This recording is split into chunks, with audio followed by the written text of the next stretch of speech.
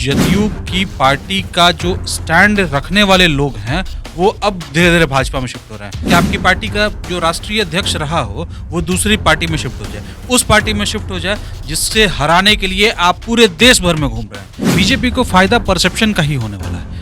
RCP Singh कभी बहुत vote लाने वाले नेता नहीं रहे हैं। आरसीपी सिंह ने कभी कोई चुनाव नहीं लड़ा है, वो राज्यसभा से जाते रहे हैं। आरसीपी सिंह जो इस तरह से भाजपा में डायरेक्टली शामिल हुए हैं, उससे नीतीश कुमार को डेंट लगाने की कोशिश है कि नीतीश कुमार की जो सरकार है वो अब कुर्मी कुशवाहा पर फोकस नहीं कर रही है। नमस्कार, स्वागत है आप सभी का इंसाइड लाइव में। मैं आपके साथ कोमल।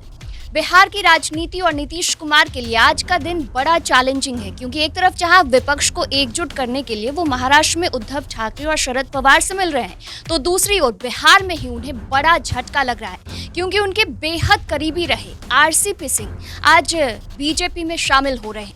अब इसको लेकर कई तरह के सवाल अब खड़े हो रहे हैं कि इससे नीतीश कुमार को क्या झटका मिलने वाला है, बीजेपी को कितना फायदा होने वाला है। ऐसे कई सवाल हैं जो इस वक्त उठ रहे हैं। तो आज इसी मुद्दे पर चर्चा करने के लिए हमारे साथ हमारे एडिटर पवन प्रकाश हैं। सर, पहले अजय आलोक और अब आरसीपी सिंह, कितना झटका नीतीश कुमार को?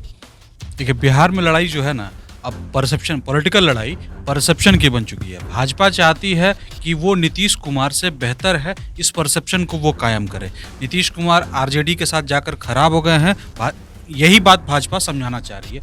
तो इसके लिए भाजपा को ज़रूरत अपने नेताओं से ज़्यादा नीतीश कुमार के साथ काम किए हुए लोगों की है। इसमें अजय आलोक ने काम किया है, अब भाजपा में आ गए। आरसीपी सिंह ने काम किया, उनकी पार्टी के राष्ट्रीय अध्यक्ष रहे हैं, जदयू के राष्ट्रीय अध्यक्ष रहे हैं, वो अब आ गए भाजपा में। सुहेली मेहता प्रदेश प्रवक्ता थी। मतलब जदयू की पार्टी का जो स्टैंड रखने वाले लोग हैं वो अब धीरे धीरे भाजपा में शिफ्ट हो रहे हैं। अजय आलोक प्रवक्ता थे, सुहेली मेहता प्रवक्ता थी, आरसीपी सिंह तो राष्ट्रीय अध्यक्ष, राष्ट्रीय प्रधान महासचिव और क्या क्या रहे वो अलग बात है। तो अब भाजपा जो है वो परसेप्शन बिगाड़ना चाहती है नीतीश कुमार का। नीतीश कुमार जदयू का परसेप्शन बिगड़ेगा तो भाजपा के लिए स्पेस बढ़ेगा, भाजपा आगे निकलेगी। भाजपा की पूरी कोशिश यही है, इसीलिए एक एक कर पार्टी नेताओं को शामिल किया जा रहा है। जैसे अजय आलोक ने अप्रैल लास्ट वीक में ज्वाइन किया, अभी आज आरसीपी सिंह ज्वाइन कर लिए, सुहेली मेहता ने भी ज्वाइन कर लिया। तो धीरे धीरे और भी लोग हो सकते हैं कि शामिल हो। भाजपा कहती भी रही है, सम्राट चौधरी कई बार कह चुके हैं कि कई लोग हमसे संपर्क में हैं, सबको एक साथ तो ज्वाइन कराएंगे नहीं। धीरे धीरे वो परसेप्शन बिगाड़ेंगे कि जदयू टूट रही है, फूट रही है, जदयू में अब कुछ नहीं बचा है, जदयू डूब रहा है। यही भाजपा बताना चाह रही है। अच्छा, नीतीश के जितने भी करीबी हैं, मतलब ये जितने भी नेता हैं, ये सारे नीतीश के बेहद ही करीबी रहे हैं और अब बीजेपी में शामिल हो रहे हैं, तो इससे बीजेपी को कितना फायदा होने वाला है, क्या फायदा होने वाला है? बीजेपी को फायदा परसेप्शन का ही होने वाला है। आरसीपी सिंह कभी बहुत वोट लाने वाले नेता नहीं रहे हैं। आरसीपी सिंह बतौर राष्ट्रीय अध्यक्ष ठीक ठाक रहे हों, जदयू के लिए, नीतीश कुमार के लिए अच्छे रहे हों, अलग बात है। आरसीपी सिंह ने कभी कोई चुनाव नहीं लड़ा है, वो राज्यसभा से जाते रहे हैं, राज्यसभा वो कंटिन्यू किया। अब भाजपा को चूंकि लोकसभा चुनाव में जाना है, भाजपा की चिंता राज्यसभा या दूसरे सदन नहीं है, भाजपा की चिंता लोकसभा है। तो आरसीपी सिंह ने कभी लोकसभा में टेस्टिंग तो नहीं की है, लेकिन क्या है कि नीतीश कुमार की पार्टी से निकल कर आए हैं तो कुछ डेंट तो लगाएंगे। ये इसी कोशिश में इनको शामिल कराया जा रहा है।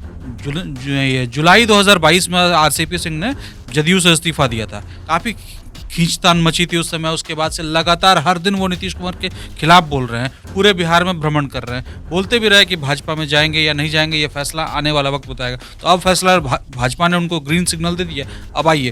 तो आप एक तरह से देख सकते हैं कि हो सकता है कि आरसीपी सिंह भाजपा के टिकट पर चुनाव भी लड़े, लोकसभा चुनाव अपना पहला क्या लगता है आपको कि अगर चुनाव लड़ते हैं तो उनको कुछ फायदा होगा, क्योंकि इससे पहले उन्होंने कोई भी चुनाव नहीं लड़ा है, तो क्या फायदा, कितना फायदा होगा? देखिए, चुनाव नहीं लड़ा लेकिन चुनाव लड़ाते तो रहे ही हैं। कैंडिडेचर वो फाइनल करते रहे हैं, कैंडिडेट लिस्ट पर मंथन करते रहे हैं, कैंडिडेट की हार जीत का गुना भाग वो करते रहे। जदयू जब 17 में से 16 सीट जीती तो जदयू के राष्ट्रीय अध्यक्ष वही थे।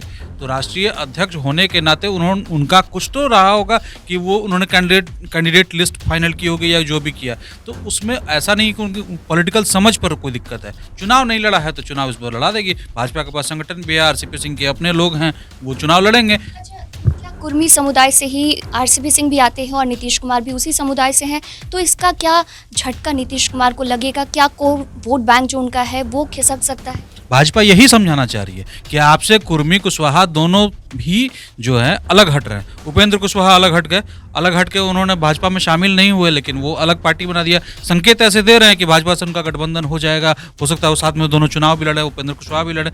लेकिन क्या है कि अब आरसीपी सिंह जो इस तरह से भाजपा में डायरेक्टली शामिल हुए हैं, उससे नीतीश कुमार को डेंट लगाने की कोशिश है कि नीतीश कुमार की जो सरकार है वो अब कुर्मी कुशवाहा पर फोकस नहीं कर रही है, उनको वेटेज नहीं दे रही है, उनको तवज्जो नहीं दे रही है, उन्हें आगे नहीं बढ़ा रही है। तो एक कास्ट वाला भी फैक्टर है जो काम करेगा, बाकी परसेप्शन का खेल तो है ही।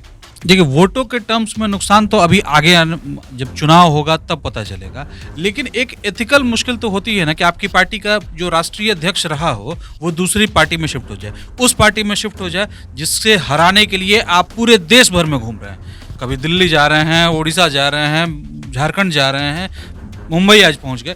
तो आप जिस पार्टी को हराने के लिए, जिस नेता को हराने के लिए जा रहे हैं, आपकी पार्टी का राष्ट्रीय अध्यक्ष रहा हुआ व्यक्ति, वो नेता अब उसी पार्टी का गुणगान कर रहा है, उस पार्टी में शामिल हो रहा है, उस पार्टी से चुनाव लड़ने की बात उसकी चल रही है, चर्चा चल रही है। तो ऐसे में एक एथिकल नुकसान तो है जेडीयू को कि जेडीयू कैसे फेस करेगा, क्योंकि जेडीयू की जितनी बातें आरसीपी सिंह जानते हैं उतनी बहुत कम ही लोग जानते होंगे। 2-4 नाम होंगे जितने लोग जानते होंगे। कहा भी जाता था कि नीतीश कुमार के आंख, नाक, कान, मुंह सब आरसीपी सिंह ही हैं। तो बहुत सारी कमजोरियां, जो सियासी कमजोरियां होंगी, स्ट्रेंथ जो होगा वो तो आरसीपी सिंह को बखूबी पता होगा। तो इसका भी बीजेपी को कहीं ना कहीं फ़ायदा मिल सकता है 2024 के लोकसभा चुनाव से पहले। एक और सवाल मेरा है कि 2024 के लोकसभा चुनाव को लेकर 2024 मिशन को लेकर निकले हुए नीतीश कुमार, आज उद्धव ठाकरे से मुलाकात भी की, हमने अभी देखा भी। तो क्या लगता है उनके मिशन 2024 को भी झटका लग सकता है इससे? मिशन 2024 का अभी प्रारूप तय नहीं हुआ है। अभी नीतीश कुमार का एक तरफा प्रयास है, 2 तरफा प्रयास अभी तक नहीं हुआ है, या चौतरफा प्रयास नहीं हुआ है। बाकी नेता उनसे मिल जरूर रहे हैं, उन्हें सपोर्ट करने की बात भी कर रहे हैं, उनसे मिलकर खुश हो रहे हैं, लेकिन कोई सपोर्ट नहीं कर रहा है।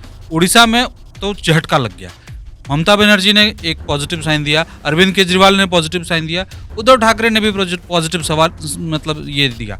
लेकिन आप देखिएगा, जब प्रेस कॉन्फ्रेंस इन दोनों की खत्म हो रही थी तो किसी मीडिया पर्सन ने उनसे सवाल पूछा कि फेस कौन होगा। उद्धव ठाकरे एकदम तुरंत वही चीज़ केसीआर जब आए थे बिहार में, ठीक ऐसा ही हुआ था। जब उनसे पूछा गया था तो नीतीश कुमार उनको लेकर मतलब जाने लगे थे और उन्होंने उनका कुर्ता खींचकर, हाथ खींचकर बिठाया था। सेम वही चीज़ आज भी हमें देखने को मिला। क्या लगता है पीएम फेस को लेकर आगे चलकर दिक्कत होगी?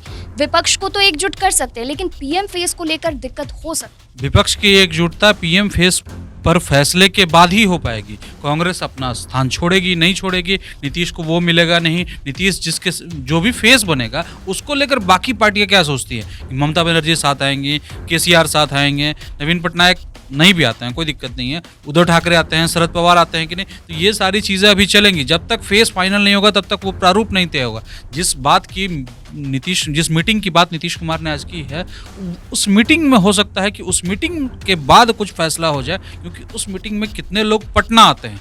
बात उस मीटिंग की है पटना आने की। तो नीतीश जो द्वारे द्वारे घूम रहे हैं, अब पटना में उनके द्वार पर कौन आता है, उससे आगे की रणनीति का पता चलेगा। अच्छा, आरसीपी सिंह से पहले अजय आलोक भी बीजेपी में शामिल हो चुके हैं, तो क्या अजय आलोक की कितनी क्रेडिबिलिटी? देखिए, अजय आलोक एक वैसे फेस हैं जो दिखते रहे हैं टीवी चैनलों पर। वो जेडीयू का नेशनल फेस बनकर, वो नेता नहीं थे लेकिन प्रवक्ता अच्छे थे।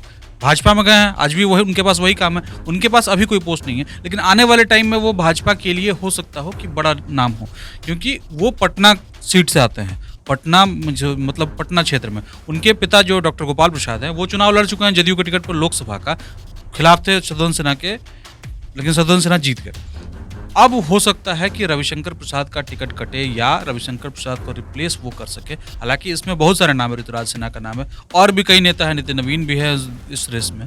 तो अजय आलोक की जो एंट्री है वो पटना सीट पर, जो बिहार की राजधानी पटना की जो पटना साहिब लोकसभा सीट है, इसको लेकर थोड़ा सा ठीक ठाक पोजीशनिंग उनकी दिख सकती है। लेकिन ये अभी आने वाले टाइम में पता चलेगा कि अजय आलोक को वहाँ से उतारा जाता है कि नहीं, क्योंकि अभी उसमें टाइम है। अच्छा, सुहेली मेहता भी आज शामिल हो रही हैं, तो सुहेली मेहता से बीजेपी को कितना फायदा? सुहेली मेहता पहले भी भाजपा में रही हुई हैं। आपको ये ध्यान होगा तो सुहेली मेहता जब बहुत पहले जब आरजेडी छोड़कर वो भाजपा में ही शामिल हुई थी, लेकिन क्या हुआ कि परबत्ता सीट से उनको उपचुनाव लड़ना था तो भाजपा ने उन्हें लोजपा में भेज दिया और वो लोजपा में उसी सम्राट चौधरी के खिलाफ चुनाव लड़ी, हार भी गई और काम खत्म हो गया।